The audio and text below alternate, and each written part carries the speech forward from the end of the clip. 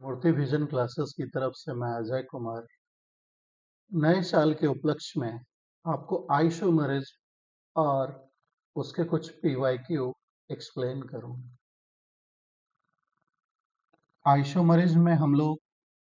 Isomerism में structural का chain और पोजीशन आइसोमेरिज आज के लेक्चर में हम लोग एक्सप्लेन करेंगे और उसके बारे में हम लोग जानकारी लेंगे। आइसोमेरिज्म कहता है वैसा ऑर्गेनिक कंपाउंड जिसका मॉलिक्यूलर फॉर्मूला सेम हो और सेम डिग्री ऑफ अनसैचुरेशन हो, लेकिन फिजिकल प्रॉपर्टी, केमिकल प्रॉपर्टी या दोनों डिफर हो, उसको आइसोमर कहते हैं और इस फेनोमेनन को हम लोग आइसोमरिज्म कहते हैं। इसके एग्जांपल में हमने एक फॉर्मूला रखा है C2H6O। अब C2H6O जो है उससे दो कंपाउंड बनते हैं।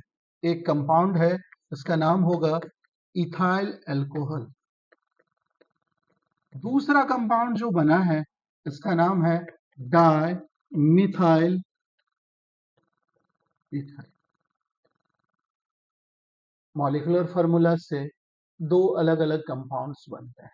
अब ये दोनों कंपाउंड्स सेम डीयू रखते हैं। इसके लिए भी कोई पाई बॉन्ड रिंग नहीं है तो जीरो, इसके लिए भी DU zero. Molecular formula same है, डिग्री ऑफ अनसैचुरेशन सेम है, तो वो क्या कहलाएंगे, और उसका स्ट्रक्चर फार्मूला डिफर है, उसको आइसोमर कहेंगे।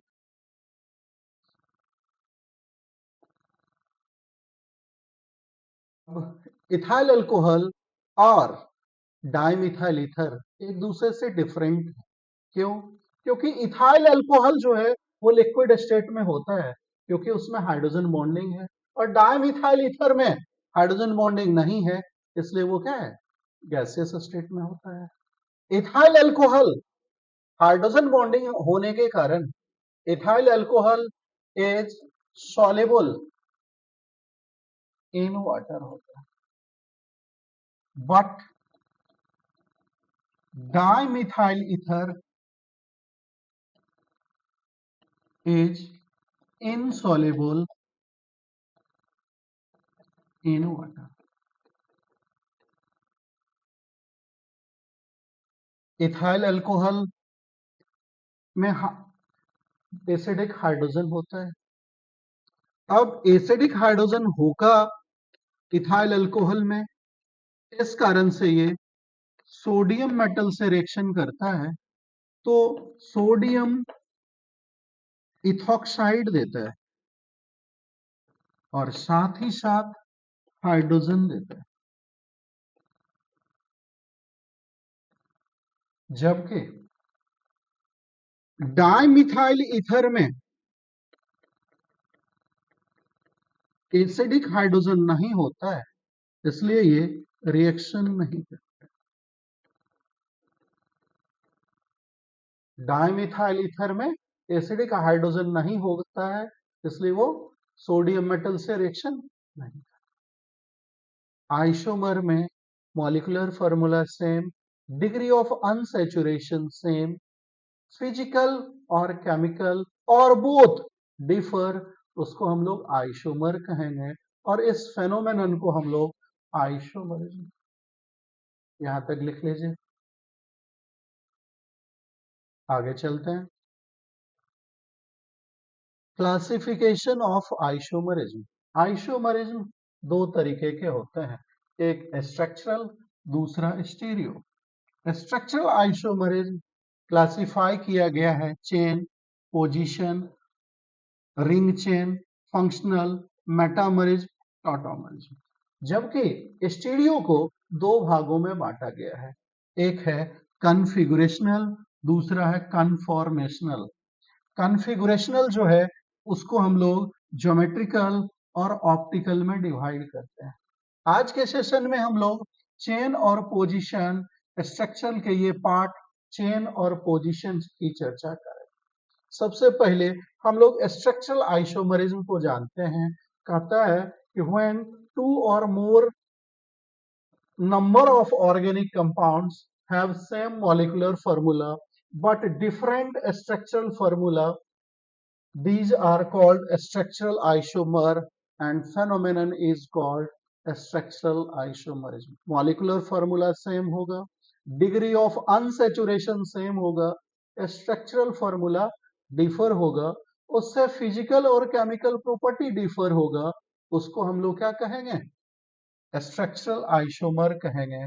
और स्ट्रक्चरल आइसोमर को स्केलेटल आइसोमर, लिंकेज आइसोमर और कॉन्स्टिट्यूशनल आइसोमर भी कहते हैं। इसमें हमारा अगर जो कंपाउंड्स देखते हैं तो पहले कंपाउंड्स को हमने लिया है जिसका मॉलिक्यूलर फॉर्मूला C2H6O है, और इससे आप पहले भी देख चुके हैं, इससे दो कंपाउंड बनते हैं, एक इथाइल अल्कोहल, दूसरा डाइमिथाइल ईथर। मतलब इससे दो कंपाउंड बना, अल्कोहल और ईथर। इसी तरह से हमारा दूसरा मॉलिक्यूलर फॉर्मूला है C2H4O2। इससे भी दो कंपाउंड जनरेट होते हैं। इस मॉलिक्यूलर फॉर्मूला से पहला जो कंपाउंड है उसका नाम है कार्बोक्सिलिक एसिड, और दूसरा हमारा बन रहा है ईस्टर। अब हम लोग जान रहे हैं कि आइसोमरिज्म में molecular formula same, degree of unsaturation same, और अगर स्ट्रक्चरल फॉर्मूला डिफर होगा तो उसको हम लोग स्ट्रक्चरल आइसोमर कहेंगे। स्ट्रक्चरल के बाद इसके ब्रांच पे आते हैं चेन आइसोमर। चेन आइसोमर को हम लोग शॉर्ट में CI भी कहें।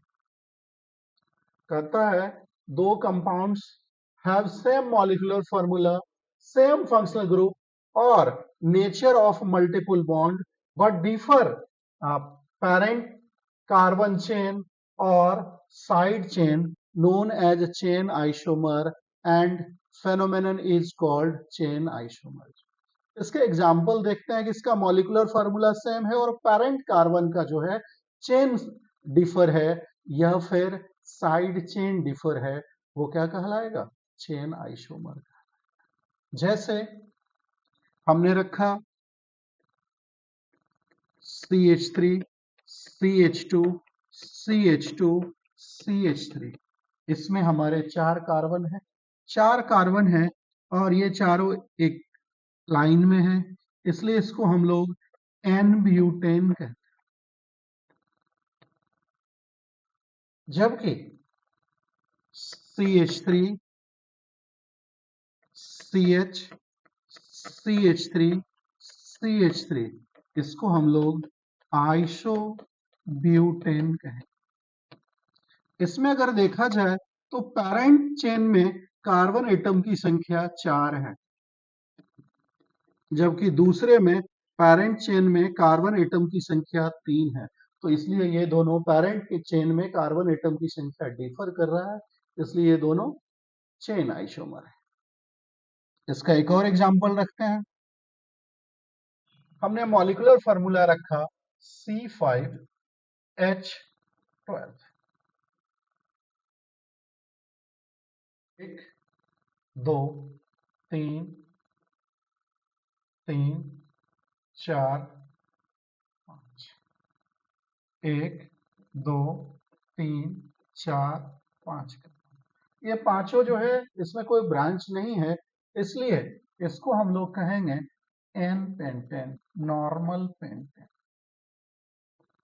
अगर इसमें हम लोग एक ब्रांच रख लें,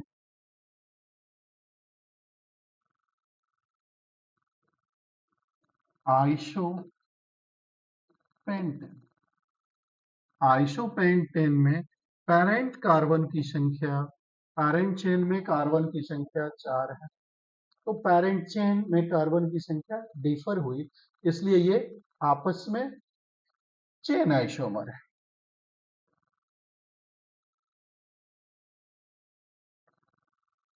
इसको हम लोग कहेंगे नियोपेंटेन। क्योंकि पेरेंट चेन में यहाँ कार्बन परमाणु की संख्या 3 है, इसलिए ये तीनों आपस में चेन आइसोमर का। ये तो हमने साइड चेन को देखा कि साइड चेन की संख्या सेम है, पेरेंट चेन डिफर है। एक एग्जांपल देखते हैं जिसमें पेरेंट चेन सेम हो और साइड चेन डिफर हो।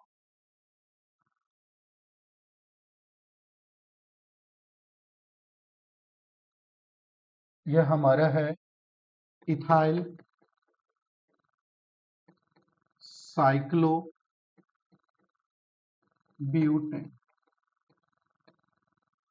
इसमें साइड चेन जो है उसमें 2 कार्बन और ये चेन आइसोमर कहलाएगा जब इसके जो साइड चेन या ब्रांच चेन है उनके कार्बन संख्या बदल जाते हैं।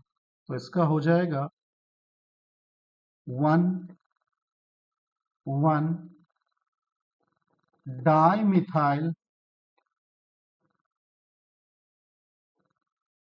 साइक्लोब्यूटेन। ये दोनों आपस में चेन आइसोमर कहलाए।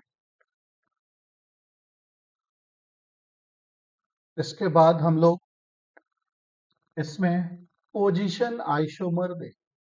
पोजीशन आइसोमर कहता है 2 or more compounds having same molecular formula, same functional group or nature of multiple bonds, same parent carbon side chain but different position of functional group, multiple bond or substituent known as position isomer and phenomenon is called position isomerism. Parent chain same होगा, side chain same होगा, लेकिन उसका position अलग अलग होगा तो हम लोग कहेंगे पोजीशन आइसोमर। जैसे हमने रखा है 1 2 3 4, यहाँ डबल बॉन्ड 1 और 2 के बीच है इसलिए इसको कहते हैं 1 ब्यूटेन, जबकि इसमें ये डबल बॉन्ड का पोजीशन बदल गया है इसलिए इसको कहते हैं 2 ब्यूटेन। 1 ब्यूटेन एंड 2 ब्यूटेन ये दोनों जो हैं आपस में पोजीशन आइसोमर है। जैसे हम इसका दूसरा एग्जांपल रख सकते हैं C4H9Cl, CH3 CH2 CH2 CH2Cl। यहाँ जो है क्लोरीन का पोजीशन पहला कार्बन है और इसका जब दूसरा आइसोमर रखते हैं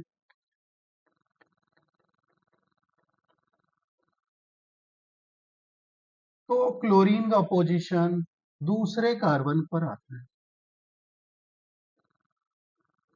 पहले का आंसर होगा 1 क्लोरोब्यूटेन, जबकि दूसरे का जो है 2 क्लोरोब्यूटेन। ये दोनों ब्यूटेन में हमने क्लोरीन का पोजीशन चेंज रखा है तो इसलिए ये दोनों आपस में चेन आइसोमर के बाद दूसरे जो है पोजीशन डिफर हुआ है तो ये पोजीशन आइसोमर का है। लिख लीजिए पहले।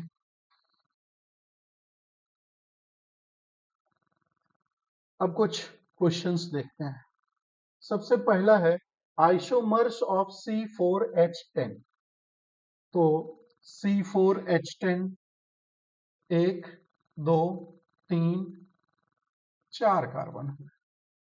इस 4 कार्बन को नॉर्मल पेंटेन और नॉर्मल ब्यूटेन 5 होता तो नॉर्मल पेंटेन, यहाँ 4 है नॉर्मल ब्यूटेन और इसका एक आइसोमर हो गया आइसोब्यूटेन। इसलिए इसमें आइसोमर्स की संख्या 2 हो रही है। टोटल नंबर ऑफ आइसोमर्स 2 निकल के आ रहे हैं। एक आइसोमर नॉर्मल पेंटेन, दूसरा आइसोपेंटेन, नॉर्मल ब्यूटेन, दूसरा आइसोब्यूटेनोट पेंटेन। नेक्स्ट क्वेश्चन देखते हैं। कहता है आइसोमर्स ऑफ C5H12।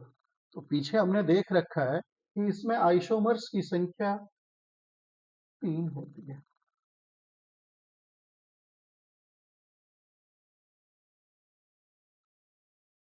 एक, दो, तीन, चार, एक, दो, तीन, चार, 5 कार्बन। नॉर्मल पेंटेन,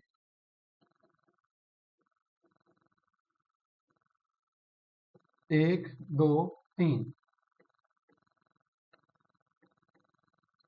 इसमें आइसोपेंटेन, तीसरा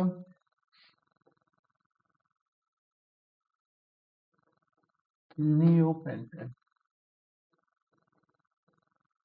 मतलब C5H12 में आइसोमर्स की संख्या 3 हो रही है। अगला जो है जेई का सवाल है, आइसोमर्स ऑफ C6H40। C6H40 एक, दो, तीन, चार, 5, 6 कार्बन है। नॉर्मल हेक्सेन, सबका नाम ज्यादा आइसोमर्स होगा तो आप नाम लिखिएगा ताकि आपका आइसोमरिज्म के साथ साथ नोमेनक्लेचर भी रिवाइज हो जाए।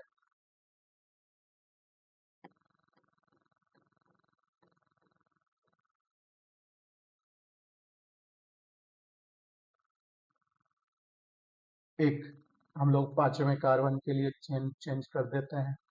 चेन हुआ, इस कार्बन का यहां कर देंगे तो पोजीशन चेंज हो गया। अब इससे ज्यादा चेन संभव नहीं है। चेन के बाद इससे ज्यादा पोजीशन इसका नहीं बदल सकते हैं। अब इसका चेन एक दूसरा लाते हैं।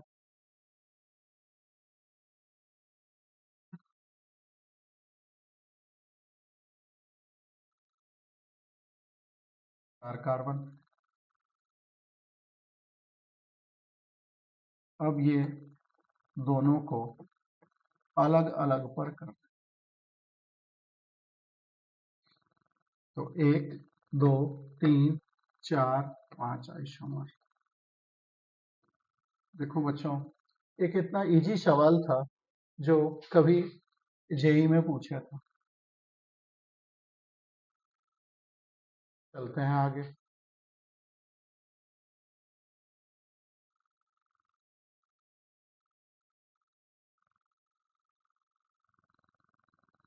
Isomers of C4H9Cl। तो आइसोमर्स हमें C4H9Cl का पूछा गया है, मतलब यहां हमें C4H10 जो एल्केन है इससे एक हाइड्रोजन डिस्प्लेस करते हैं और वहां एक क्लोरीन लगाते हैं तो हमारा C4H9Cl बना है। अब एल्केन जो है C4H10, इसके दो आइसोमर हो रहे हैं। इसके दो आइसोमर है, एक नॉर्मल ब्यूटेन, दूसरा आइसोब्यूटेन।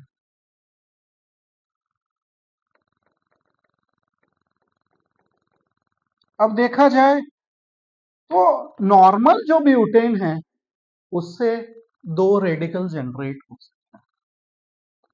एक, एक, दो, तीन, चार, मतलब रेडिकल पहले कार्बन पर हो।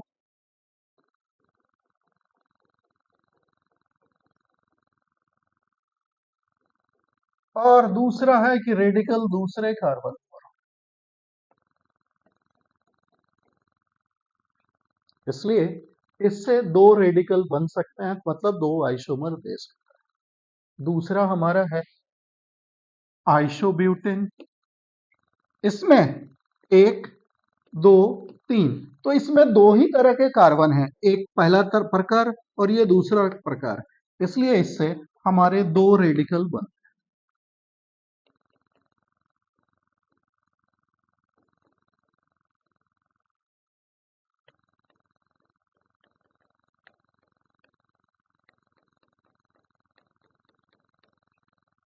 अब जब रेडिकल हमारे 2 बन रहे हैं, हमारे आइसोमर भी इसके 2 होंगे और टोटल आइसोमर 2 ये 2 ये 4। हमारे स्टूडेंट्स की सबसे बड़ी समस्या होती है कि आइसोमर्स कैसे निकालें। तो आइसोमर्स निकालने के लिए आप रेडिकल पकड़िए, रेडिकल पकड़िएगा तो आइसोमर्स आसानी से आ जाए। जैसे देखिए इस क्वेश्चन के बेस पर ऐसा ही क्वेश्चन अलग हो सकता है, लेकिन रेडिकल इसमें 4 आएंगे। कौन कौन से होंगे, एक दो एग्जाम्पल देख लेते हैं। आपको पूछा जा सकता है कि number of alcohols of C4H9OH। अब इस फार्मूले से जो एल्कोहल्स निकलेंगे उनकी संख्या 4 होगी, क्योंकि रेडिकल C4H9 4 रेडिकल देता है तो 4 होगा। अब number of primary amines of C4H9NH2, इसमें भी 4 है, क्योंकि इसमें रेडिकल्स की संख्या 4। नेक्स्ट क्वेश्चन देखते हैं। हमारा कहता है आइसोमर्स ऑफ C5H11Cl। तो C5H11 का हमें रेडिकल पता करना होगा। मतलब ये तो आपको कंफर्म हो गया कि C5H11 जो है वो बना है H12 से, एक H हटाते हैं और वहां एक Cl लगाते हैं, तो C5H11Cl बना है। अब इसके रेडिकल सबसे पहले देखें, तो उस रेडिकल को पता करने के लिए जो पेंटेन है उसके आइसोमर्स को देखते हैं। तो पेंटेन का आइसोमर क्या है, CH3 CH2 CH2 CH2 CH3। इसके 3 पेंटेन के आइसोमर है, नॉर्मल पेंटेन, आइसोपेंटेन और नियोपेंटेन।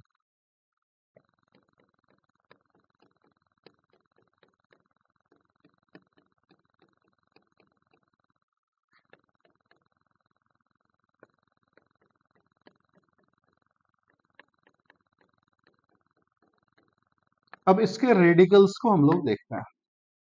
सबसे पहला नॉर्मल पेंटेन को टारगेट करते हैं कि ये कितना रेडिकल दे सकता है। तो नॉर्मल पेंटेन में अगर देखिए 1 2 3 4 5, इसमें जो है अगर देखें तो 3 पोजीशन है, पहला पोजीशन, दूसरा पोजीशन और तीसरा पोजीशन। पोजीशन 3 है, इधर से करेंगे तो आइडेंटिकल हो जाएगा। इसमें 3 पोजीशन है, इसलिए इससे 3 आइसोमर और 3 रेडिकल बनेंगे। पहला हो गया CH3 CH2 CH2 CH2 CH2, ये पहला रेडिकल। दूसरा radical CH3 CH2 CH2 CH CH3। दूसरा रेडिकल तीसरा जो इसमें बनेगा CH3 CH2 CH। तो इस नॉर्मल पेंटेन से हमारे 3 रेडिकल निकलते हैं, इसलिए यहाँ टोटल मोनो रेडिकल जो है वो 3 है, इसलिए इसके आइसोमर क्या होंगे, 3 होंगे। अगला देखते हैं। इसमें जो रेडिकल्स हैं आइसोपेंटेन, इसमें एक कार्बन का कैटेगरी ये है, दूसरा कैटेगरी ये है, तीसरा कैटेगरी ये है और चौथा कैटेगरी ये है, इसलिए इसमें जो आइसोमर निकलेंगे वो 4 निकलेंगे। तो पहला CH3 CH CH3 CH2 CH2, ये पहला रेडिकल। दूसरा रेडिकल CH3 CH CH3 हाँ CH2, ये दूसरा radical. CH3 C CH3 CH CH2 CH3, ये तीसरा रेडिकल। और एक इधर किनारे लगा दीजिए, दैट इज चौथा radical CH2 Cl CH CH3 CH2 CH3। अब देखते हैं ये लास्ट वाला जो है, इसमें जो है एक ही तरह के कार्बन है, सब में डिग्री कार्बन की एक 1 डिग्री वाली है, सेंटर में 4 डिग्री है, वो हो नहीं सकता है। तो इससे हमारे एक आइसोमर,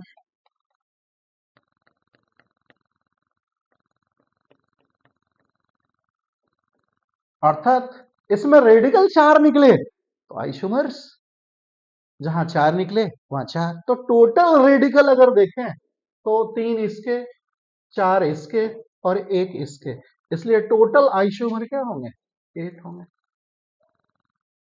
किस स्टूडेंट्स को इसमें अगर समझने में दिक्कत हो तो आप कमेंट कर सकते हैं कि क्या दिक्कत है, तो उसको मैं सॉर्ट आउट कर देता हूं। क्लियर है, चलते हैं आगे।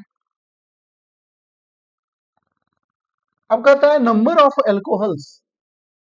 तो यही बात पिछली तरह है कि पिछले में जो आप रेडिकल्स है उसको जोड़ दीजिए, रेडिकल्स की संख्या 8 हो रही है तो आपको रेडिकल्स 8 होगा, नंबर ऑफ एल्कोहल। क्लियर है, आप घर में इसको ड्रॉ करके देखिए 8 आते हैं या नहीं आते हैं। अगला है नंबर ऑफ प्राइमरी एमीन। देखिए यहाँ थोड़ा बच्चों को कंफ्यूजन होता है, नंबर ऑफ एमीन्स क्यों नहीं पूछा, प्राइमरी एमीन क्यों पूछा। तो देखिए प्राइमरी एमीन जो है उसके लिए फंक्शनल ग्रुप होता है NH2, सेकेंडरी एमीन जो है वो होगा NH, और टर्शियरी एमीन जो होता है उसमें N। तो प्राइमरी एमीन जब भी पूछेगा तो रेडिकल से काम चल जाएगा, तो हमारा रेडिकल क्या है, यहाँ इसके लिए 8 आ रहा है, इसलिए 8 आइसोमर। चलते हैं, आप हमें कमेंट में आप हमें बताइएगा कि आपको सेकेंडरी एमीन और टर्शियरी एमीन जब ये टोटल जोड़ेंगे तो आइसोमर्स निकलेंगे, हमें तो बस प्राइमरी एमीन्स पूछा है। आप थोड़ा सेकेंडरी एमीन हमें बताइएगा कितना आया, वो जिसमें मिथाइल लगा हुआ हो वो।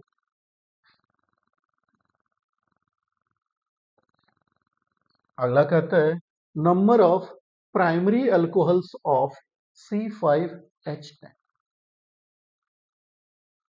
C5H11OH, इसमें प्राइमरी पूछा है। तो सबसे सिंपल है कि हम लोग रेडिकल्स देख लें, रेडिकल्स देख लें तो प्राइमरी रेडिकल्स जो होगा वो प्राइमरी अल्कोहल है, अगर सेकेंडरी रेडिकल्स होगा that is secondary alcohol, tertiary radical होगा दैट इज टर्शियरी अल्कोहल। देखते हैं पहले रेडिकल्स, सबसे पहले CH3 CH2 CH2 CH2 CH3, दूसरा है आइसो,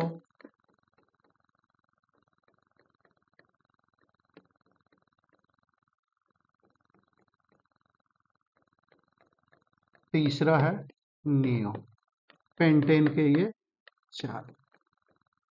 अब हमें तो पूछा गया है प्राइमरी एमीन, तो देखते हैं पहले स्ट्रक्चर से कितना प्राइमरी बनेगा, मतलब प्राइमरी होगा कब अल्कोहल में, जब कार्बन हमारा CH2 हो, दैट इज CH2, इससे तो एक ही बनेगा, ये सिर्फ एक हमें देगा, और इसका हम लोग एक ही ड्रॉ करेंगे।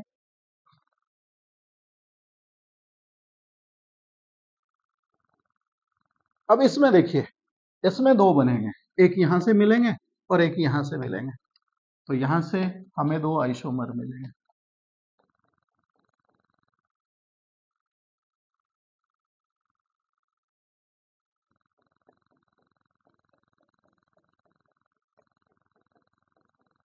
दूसरा इस किनारे वाले से मिलेंगे,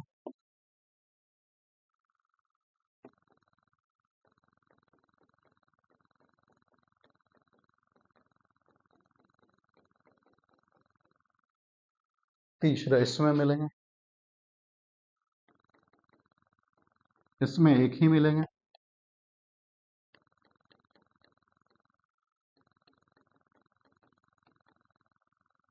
तो हमें प्राइमरी अल्कोहल्स की संख्या 1 2 3 4 मिल रही।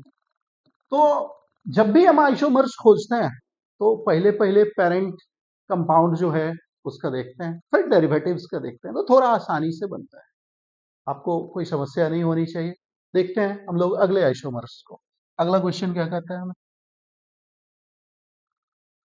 कहता है how many monochloro derivatives are obtained by monochlorination of the following molecule. पहला मॉलिक्यूल है नॉर्मल पेंटेन। तो बेटा नॉर्मल पेंटेन से स्ट्रक्चर सेम रहना है, नॉर्मल पेंटेन उससे कितना कंपाउंड बनता है, तो अभी जस्ट रेडिकल देखे थे, CH3 CH2 CH2 CH2 CH3। तो इसमें कितने पोजीशंस हैं, तो सबसे पहला पोजीशन तो एक ये है 1, दूसरा पोजीशन हो जाएगा 2, तीसरा पोजीशन होगा 3। अब कुछ लोगों को कंफ्यूजन होता है कि ये चौथा पोजीशन क्यों नहीं रख रहे हैं, तो बेटा जब जैसे चौथा पोजीशन रखते हैं वो सेकंड के आइडेंटिकल होता है, इसलिए यहाँ क्या होगा, मोनोक्लोरो डेरिवेटिव्स की संख्या 3 निकलेगी। अब देखते हैं आइसोपेंटेन, वैसे पीछे हमने किया भी था, आइसोपेंटेन का रेडिकल कितना निकलेगा,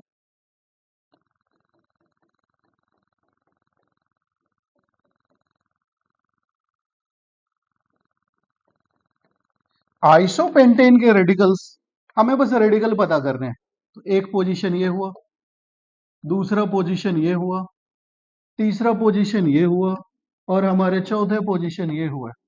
तो आइसोपेंटेन में 4 अलग पोजीशन आए, ये 1 डिग्री कार्बन है, ये 3 डिग्री है, ये 2 डिग्री है, और ये 1 डिग्री है। That is 4 different kinds of carbon atom मिल रहे हैं। तो हमारे जो रेडिकल्स हैं वो 4 आ रहे हैं, 4 रेडिकल, दैट इज 4 आइसोमर। अगला है आइसो ऑक्टेन। तो ये आपके लिए होमवर्क में छोड़े, कमेंट बॉक्स में आप हमें बताइए कि आइसो ऑक्टेन जो है उसमें कितने आइसोमर निकले हैं, आइसो ऑक्टेन उसमें कितने रेडिकल निकलते हैं और उसके आइसोमर कितने होंगे। ठीक है, चलते हैं आगे। कहता है how many structural isomers are possible when one of the hydrogen atom is replaced by one chlorine atom in the following molecule. सबसे पहला जो है हमारा दिया है नेफ्थलीन। तो आपको मालूम है नेफ्थलीन,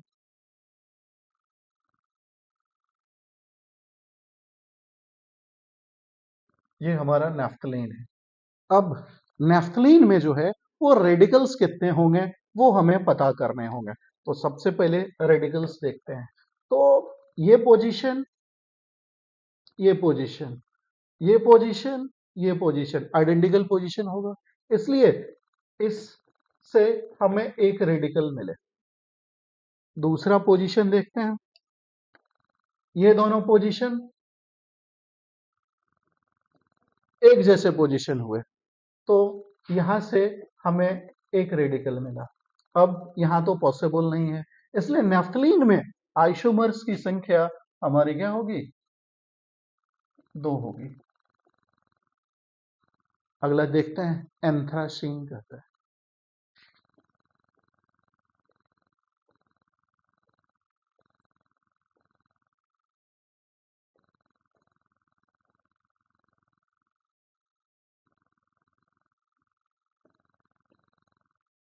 एंथ्रासीन में अगर हम रेडिकल्स देखें तो ये 1, ये भी 1, यहां भी 1 और यहां भी 1, तो ये तो हमारे एक रेडिकल है। दूसरा जो है रेडिकल पोजीशन आएगा ये 2, ये भी 2 कहलाएगा, ये भी पॉइंट में देते हैं तो 2, ये भी देंगे तो 2, तो हमारे सेकंड रेडिकल हो गए। अब हमारे थर्ड और फाइनल जो रेडिकल हैं, ये हमारा थर्ड और ये भी हमारा थर्ड, तो हमारे 3 रेडिकल हुए, इसलिए एंथ्रासीन में हमारे आइसोमर्स जो हैं वो 3 होंगे। अगला कंपाउंड जो है वो हमारा दिया है डाइफिनाइल मीथेन।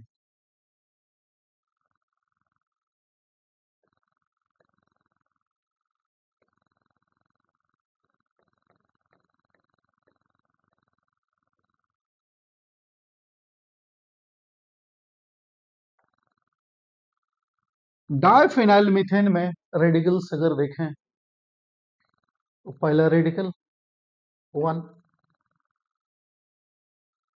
अगर हम लोग दूसरे रेडिकल्स को देखें तो यहां रखें या यहां रखें, यहां रखें या फिर यहां रखें, ये सारे पोजीशन क्या कहलाएंगे, बनाएंगे सेकंड रेडिकल बनाएंगे। थर्ड रेडिकल को देखें तो ये थर्ड पोजीशन जो है वो हमारा थर्ड रेडिकल जनरेट करता है। अगला जो है हमारा फोर्थ पोजीशन है जो हमारे फोर्थ रेडिकल को जनरेट करते हैं, इसलिए इसमें रेडिकल्स की संख्या 4 होगी।